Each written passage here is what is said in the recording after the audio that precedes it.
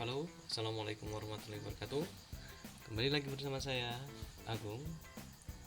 Sebelumnya kita sudah berhasil melakukan instalasi OBS.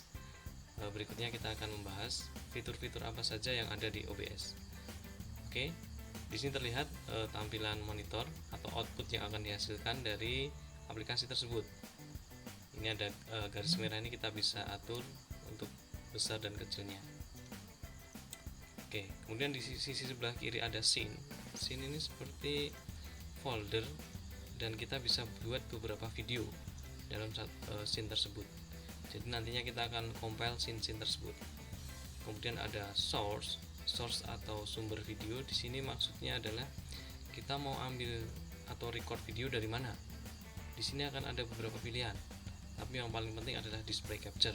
Ini berarti kita mengambil video dari PC, screen atau laptop kita. Kemudian ada beberapa pilihan lain, kita lihat, kita klik tanda plus.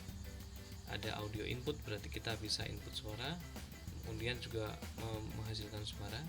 Kemudian browser, color source, display capture seperti yang tertera di monitor, game capture, image slideshow, dan media source. Kemudian ada teks. Di sini kita bisa tambahkan teks di dalam video kita. Kemudian video capture device, ini kita gunakan kamera laptop kita untuk mengcapture. Jadi seperti kita gunakan zoom, bisa menampilkan dari kamera laptop. Kemudian window capture atau full screen tampilan monitor laptop kita.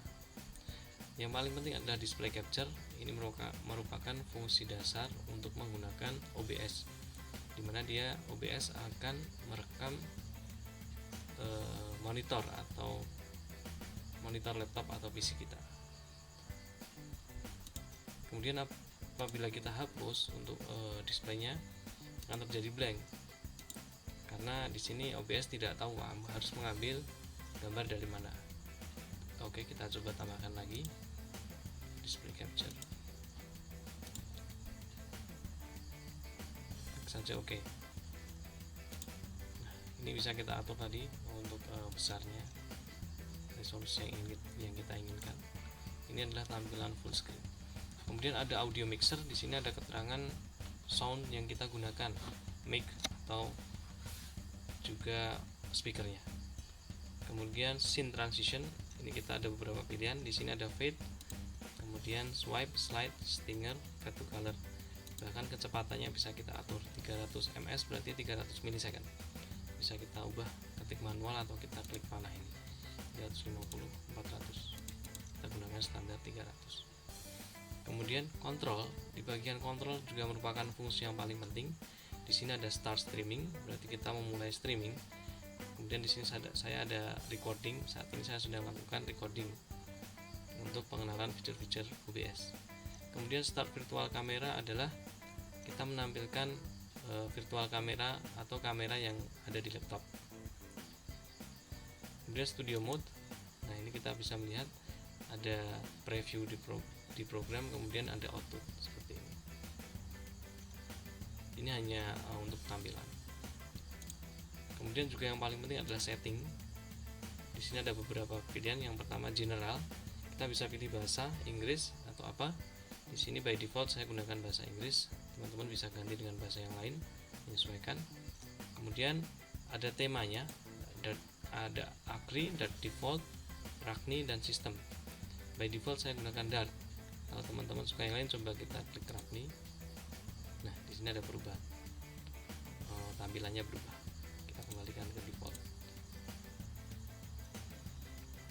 Kemudian ada output, source alignment. Ini kita bahas yang basic saja. Kemudian stream, ini adalah kebutuhan saat kita akan streaming. Di sini kita ada Twitch. Kemudian connect dengan akun yang kita inginkan, mungkin akun apa.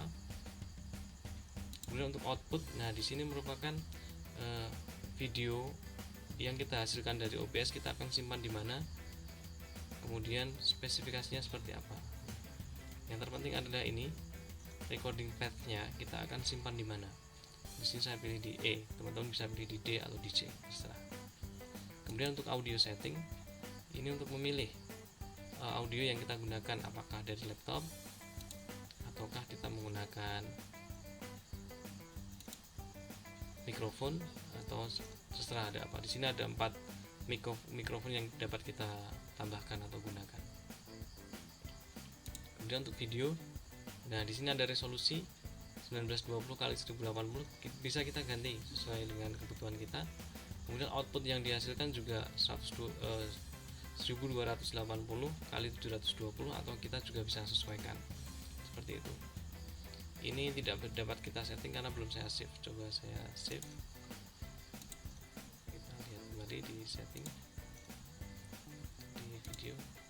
Tetap, karena di sini kita sedang menggunakan OBS untuk mengcapture, jadi tidak bisa kita setting. Jadi kita setting harusnya di awal sebelum kita mulai record. Kita bisa sesuaikan ini semua baru kita mulai record. Kemudian hotkeys di sini seperti shortcut. Jadi kita bisa membuat satu shortcut, mungkin kontrol dengan apa untuk start stream, stop stream, sesuaikan kebutuhan saja. Kebutuhan yang paling sering kita gunakan bisa kita buat shortcutnya, sehingga dalam penggunaan OBS akan lebih simpel dan lebih cepat.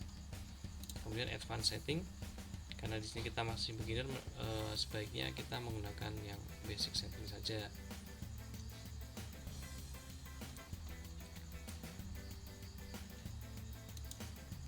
Oke, mungkin ya itu untuk fitur-fitur yang ada di OBS. Berikutnya mungkin kita akan coba buat satu video menggunakan OBS. Sekian dari saya. Wassalamualaikum warahmatullahi wabarakatuh. Jangan lupa like, komen, dan subscribe ya. Sampai jumpa.